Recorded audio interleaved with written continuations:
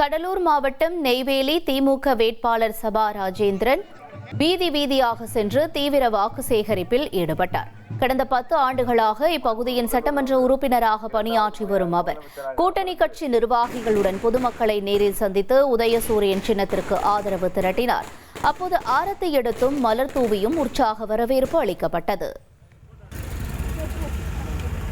முதல்வருடைய திட்டங்களை பெற்று அதற்கு நன்றி தெரிவிப்பதாக நீங்கள் காத்துக் கொண்டிருக்கிறீர்கள்.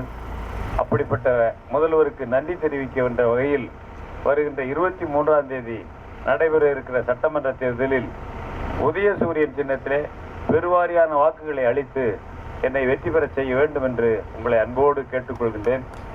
அப்படி நீங்கள் இந்த நன்றியை செலுத்துகின்ற நேரத்தில் வருகின்ற 5 ஆண்டு காலத்தில் உங்களுக்கு மாண்புமிகு முதல்வர் அவர்கள் 2வது முறையாக முதலமைச்சராக அமர்ந்து உங்களுக்கு 5 ஆண்டு காலமும் நன்றியோடு பல்வேறு திட்டங்களை உங்களுக்கு செய்து கொடுப்பார்.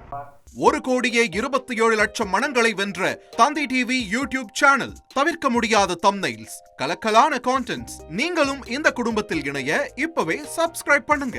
அசுரபலம் கொண்ட எங்கள் டிஜிட்டல் கரங்களில் உங்கள் விளம்பரங்களை சேர்க்க வாட்ஸ்அப் பண்ணுங்க.